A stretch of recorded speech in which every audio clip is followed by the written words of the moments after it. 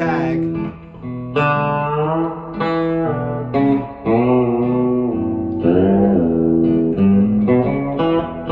So it's fun to play.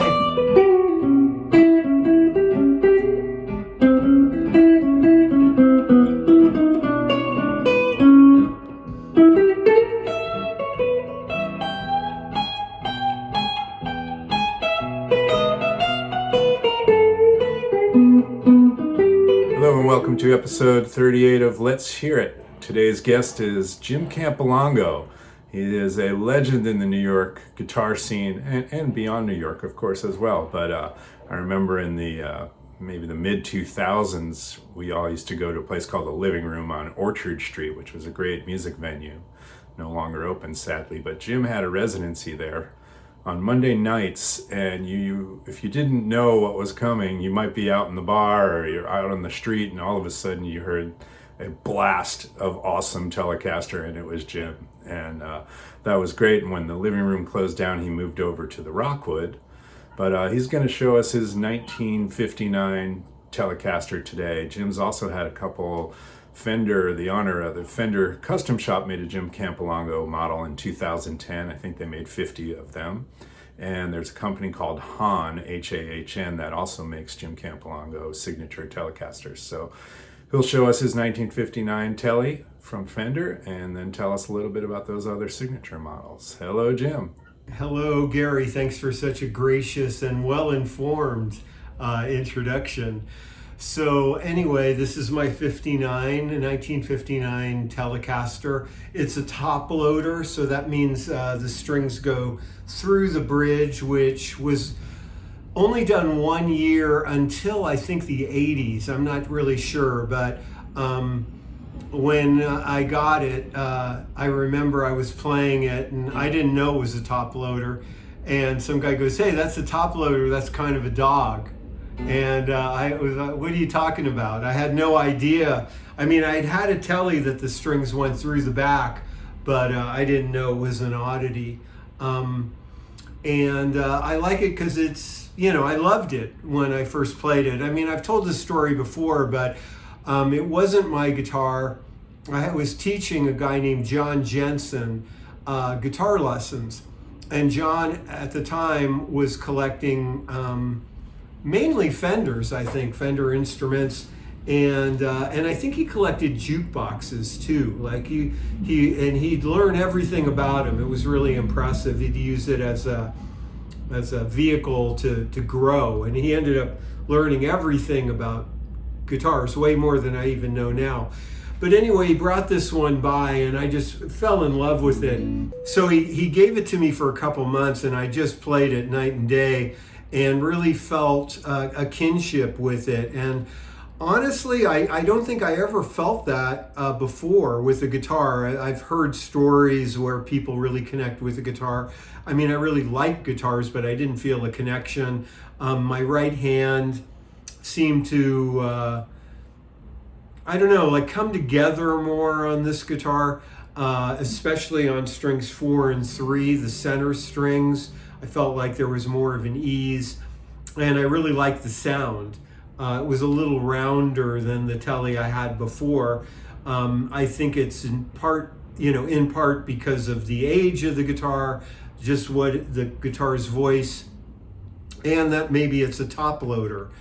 They tend to have a little, the high end is a little bit leveled off. Anyway, so at one point I just gave it back to him. I said, "Hey, look, like I just couldn't keep it any longer because I had fallen in love with it." And he said, "Look, if I ever get good, on the guitar, I'll just give it to you." And I said, "Okay."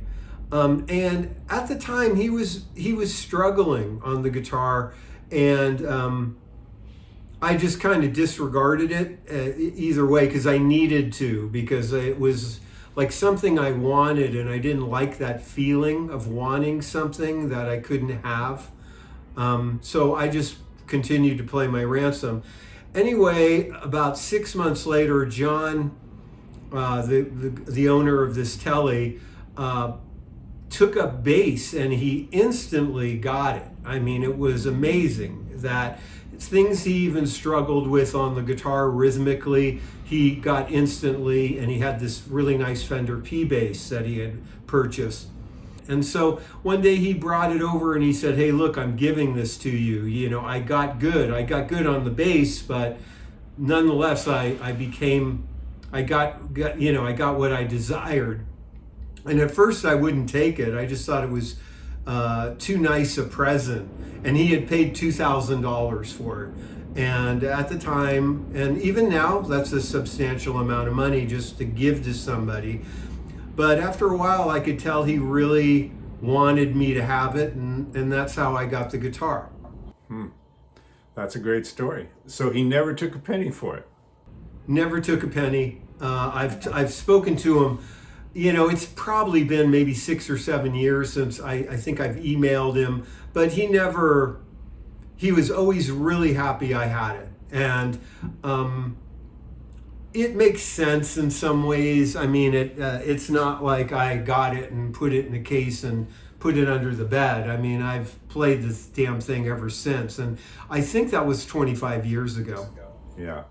Well, he must have known, and you've obviously made incredible use of that guitar. And I love that when I see you play, you can go through like just an encyclopedia of sounds and tones on that one guitar. And you're not always changing guitars because you can get everything you need out of that. Well, I mean, there are some compromises, and I do play other guitars here at home sometimes, but you know, I look at it, you know, I'm kind of a one-trick pony in some ways. Just my mentality, I'll stick with one thing, sometimes even if I don't like it. I mean, I was talking to someone the other day and saying that, you know, I switched to these V-pick fusion picks, but the white Fender heavies got discontinued. They changed the plastic. Then they were just brown, and I didn't even like them. And you know, I still would buy them and play them. And you know, somebody lent me this pick, and all of a sudden, I loved this pick and felt crazy for 5 years. I was using a pick I didn't like. So sometimes I kind of stick with things just out of some kind of narrow focus. But nonetheless, I've never, you know, regretted a minute I've played with this guitar. Or stuck with this guitar. That said, it's the neck's really wearing. There's always been divots in the fingerboard, and I can't bend out of them. Sometimes if you think of them as a ditch, like that's kind of hard to do. Like you have to get out of the hole, in a sense. It's almost naturally scalloped. The sides are worn. And a lot of times that happens. You know, it's really easy, and I've tried to put them in you know, more in on the saddle because I use the threaded steel saddles, and it's about as much as it could go. A couple of years after I got it, both pickups within a matter of months snapped internally and had to be rewound. And that was 24 years ago or something, and Seymour Duncan did it.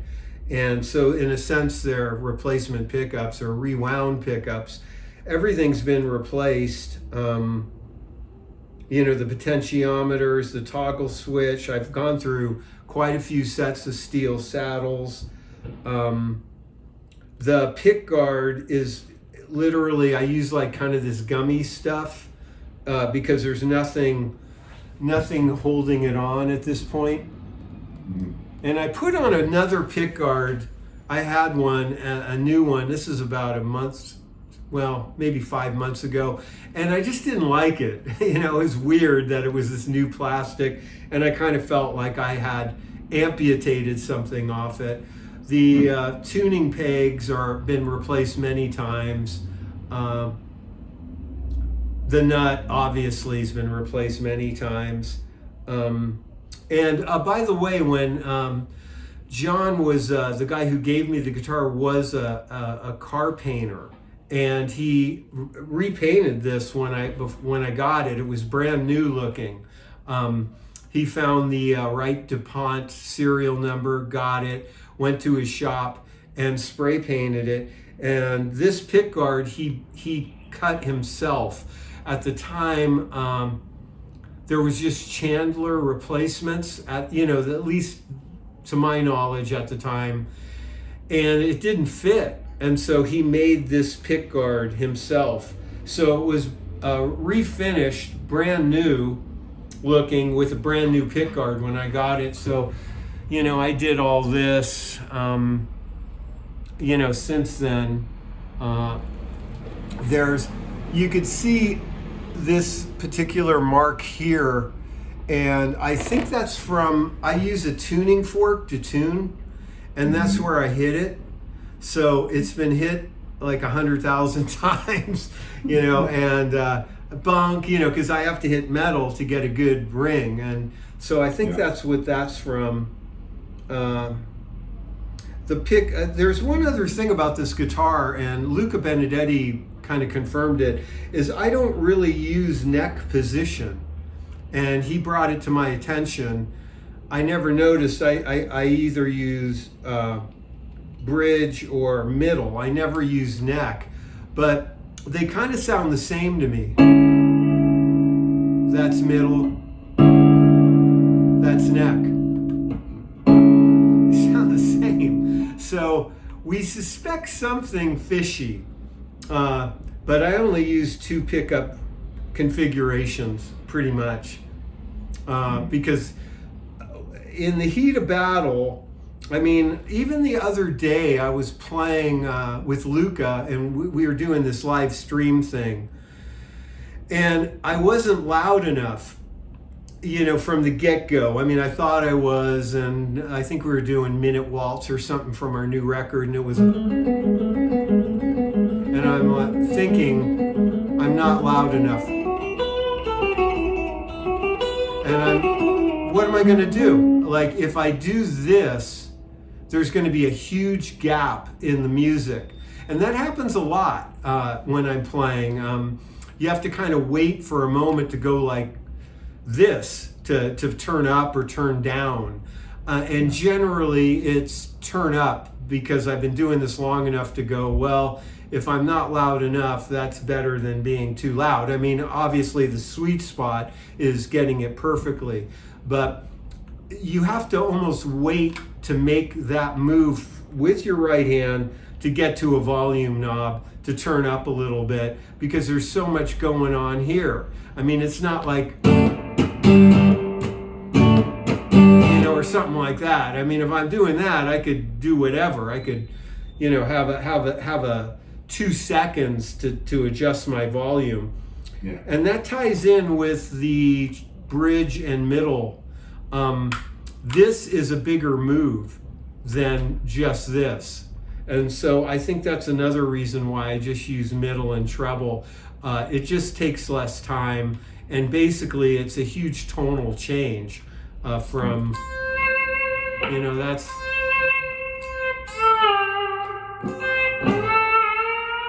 and then if I'm here, it's more, I might, it's more of a jazz sound.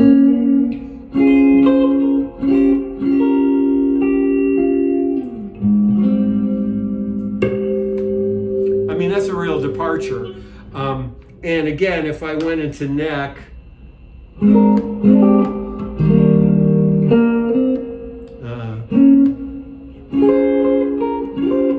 mean, there is a little bit of a difference, but it's so subtle. Yeah. For somebody who's been playing as long as you, like, what do you find yourself working on? Like, so guitar is just endless. There's endless stuff to learn and master and explore. What have you been working on? That's a really good question. I mean, I always have something. A lot of times I relearn something. And I've been kind of messing around with Night Rider by Jimmy Bryant and Speedy West, which maybe 3 times in my guitar life I've really been on top of that, and realized that I wasn't. And so, I've been kind of revisiting some Bryant stuff.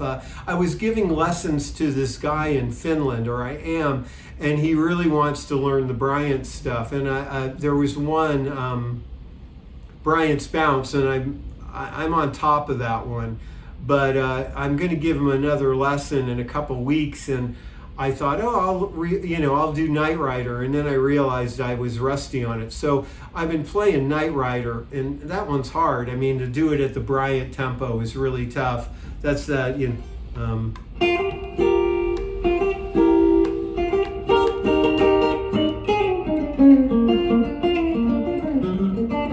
that one. Yeah. And it has like an alternating B section. The first B section is, which is just to the 1/7 chord. Then the other bridge is where they go, I'm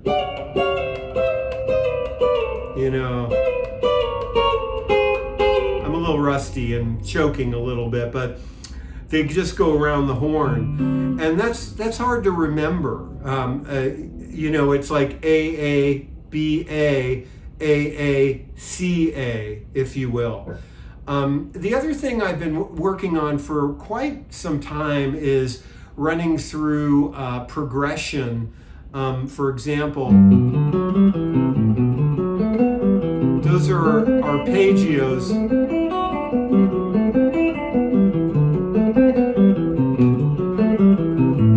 In G. Okay, so I went G, major 7th, A minor 7, B minor 7. Okay, so it's diatonic progression in one position using arpeggios, but I do it in that, and then Dorian,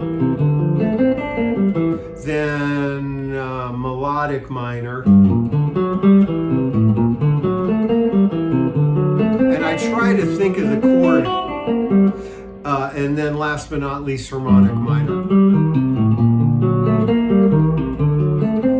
And I do that in every, right chromatically up the neck. And I try to think of the chord I'm playing, and it's a really good exercise, especially if you do them one in a row. Like what I found was I was honing in on one, and I'd get good at that, but then if I did the other one, let's say I did melodic and all over, and then I'd do that, then I'd move on to one other. I was having trouble remembering the difference or the fingering or where do I start. So I'm doing a mishmash of them, and that's been nice too.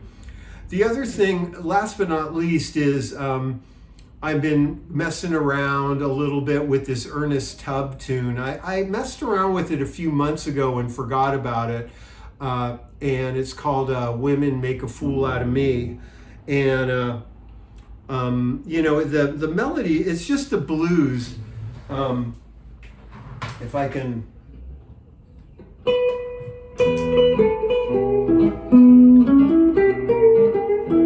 I got a little rhythm going on there.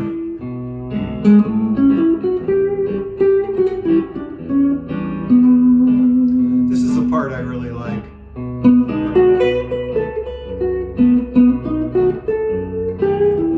And this is the interesting part. It always has this.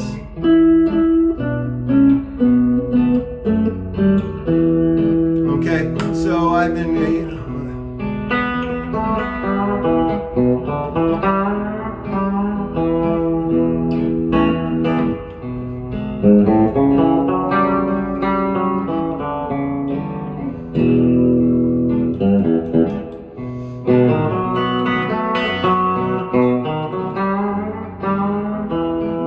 And here's the tag.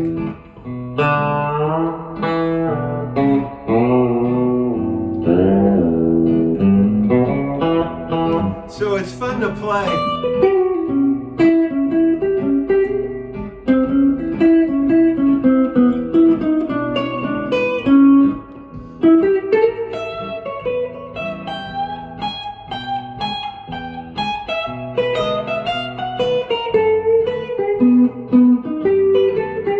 And here's that tag.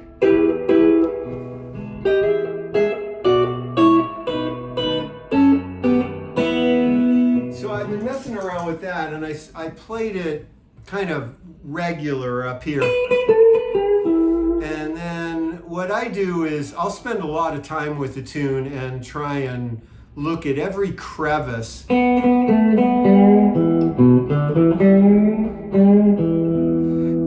that tag thing I could do.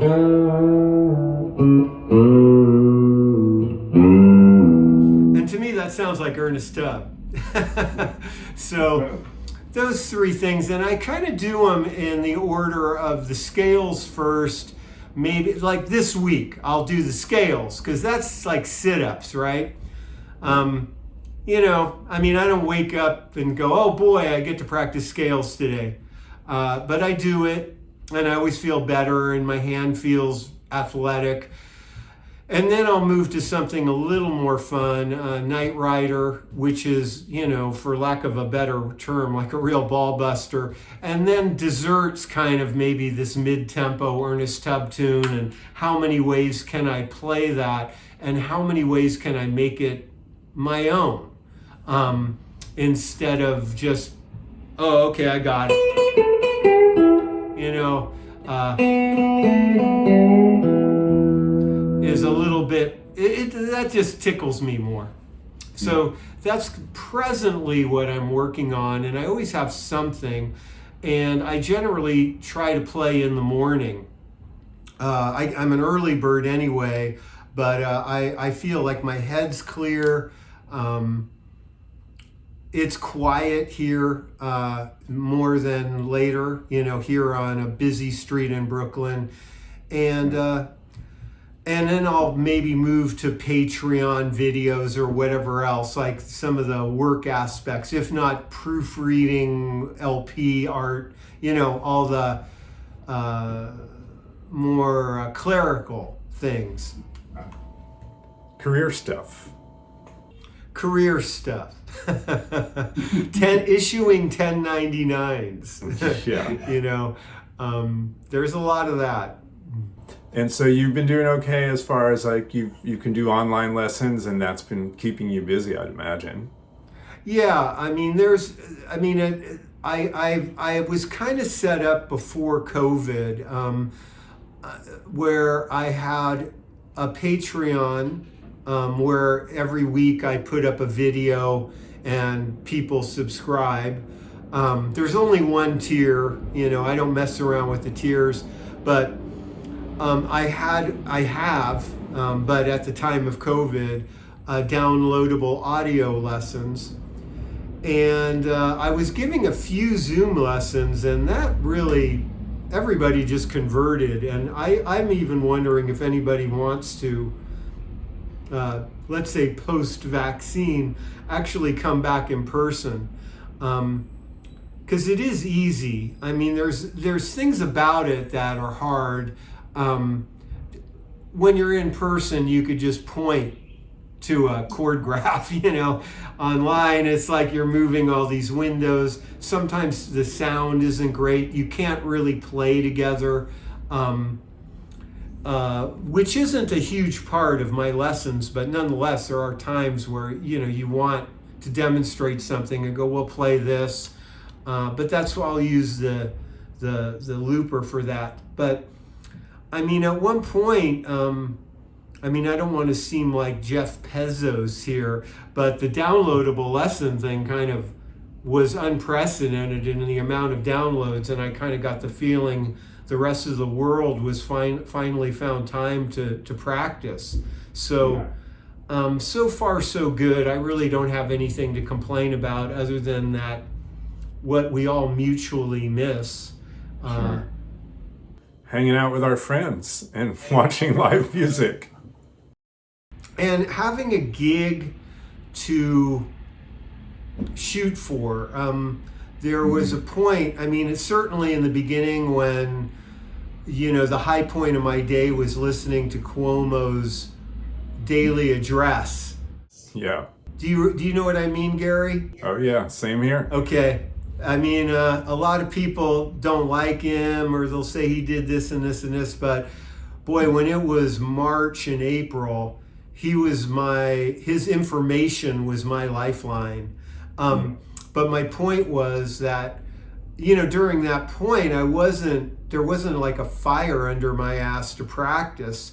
And like a gig will be like, hey, I better, Gary Waldman might be there, Teddy Thompson might be there at the gig, or Luca Benedetti or Chris Morrissey and Josh Dion are going to be there, and I better be on top of my game. So there was a point in the early COVID where I was feeling very lackadaisical and feeling kind of guilty about it, but I just felt preoccupied. And lately I feel a little less preoccupied, and I've been doing maybe one streaming gig a month, which feels like enough right now. I mean, I think I've grown soft. A guy who played every Monday at the Rockwood and the second Sunday of every month at the 55 Bar, and miscellaneous random other gigs, if not road trips. We played a streaming gig a couple weeks ago, and me and Luca, and I felt full afterwards. But I'm, like I said, I'm soft. I'm not used to taking an Uber. I'm not used to dressing up. Having lights on me and Luca, and having to deliver. It's more like, oh yeah, I'm on season 4 of The Sopranos. Yeah. Well, you have a web stream coming up, don't you, on December 3rd? Is there another one? Yeah, that's really nice of you to bring it up. There's probably going to be something in January, but right now what's in the books is Josh Dion, Chris Morrissey, and myself are going to play Rockwood December 3rd at an 8 p.m. Eastern Standard Time stream, which you can view within a 24-hour window. So if you're in a different time zone, you could still check it out. There's that, and I have the new record, 2 guitars with Luca Benedetti and myself. Just briefly, I guess, tell us about the couple signature guitars, because obviously you did have that great honor of Fender doing a signature model for you back in 2010, and I think there's a ongoing project with Hahn guitars, correct? Yeah, I wish I had those out, but the signature guitar was really an honor, just a thrill. And they made 50. They used this guitar as kind of a template. This fit my 59. I mean, but it's different. It's really hard to recreate a vintage guitar, but it's a solid guitar. And I actually played my Fender signature for about a year and a half. There's a clip on YouTube of me playing Backburner that I really think is good. And it's with Tony Mason and Stefan Crump. And I'm playing my Fender signature through either a Deluxe or a Princeton. And man, there is a lot of headroom. I mean, it's nice. So they made 50 of the blonde, kind of opaque white blonde, if you will, because I don't really like the banana yellow color personally. And they did a great job. And they made 2 supposedly orange, but they look kind of red to me. And I got one, and then they did a giveaway of one. But they all sold out. And once in a while I see on eBay some guy selling one, and I hope he gets a lot of money for it, I mean, I feel responsible. And then with Chiho and I wanted to do a guitar for a long time. And I mean, even during the Fender signature thing, I remember saying, I can't do it now. And we talked about doing all kinds of versions of this guitar that I could come up with, which is kind of overwhelming. But at one point, I wake up sometimes and I have my most clear, best ideas. And I swear I woke up and one of my first thoughts was, let's make a really cheap Tele, inexpensive Tele, that's quality, that everyone could afford. And we can call it the Model C, like the Model T. you know, and I had that thought process all at once. And he's an early bird, and I texted him and I said, hey, can we do this? How's $800? And he's like, well, that's very inexpensive. I don't think I can do that. And about a week later, he texted me and said, it's absolutely out of the question. Like, I can't make a Tele for $800. So we came up with the lowest price we could, which was $1,500, and it's a pine body, and they're great. And what happened was we had no idea how many would be ordered. He asked me, I said, well, I don't know, let's figure 25. And he got, I think, 170 orders. Wow. Yeah, he couldn't make them. I mean, he's a boutique guitar maker, like all by his lonesome. So it took about a year, and there was little rumblings going on. You know, I get a Google alert and be afraid to read it, of guys that, you know, paid for the guitar and were waiting. But Chiho, some guys canceled, but Chiho got them all out. Then the next batch, I said, why don't you make 20 first, and then we'll put it up on Reverb. And they sold within 12 hours. Damn.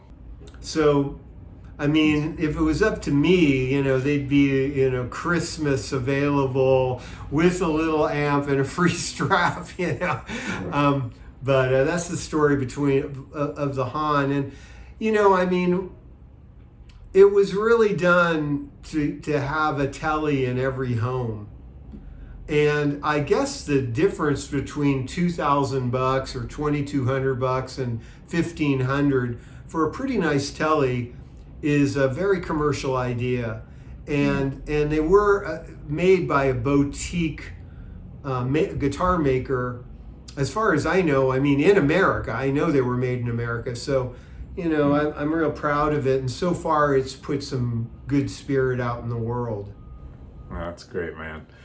Well, look forward to watching this December 3rd web stream, and I appreciate you chatting about your guitar and giving some examples. Why don't you give us play us on out, if you will? Geez, I don't know. Noodle away.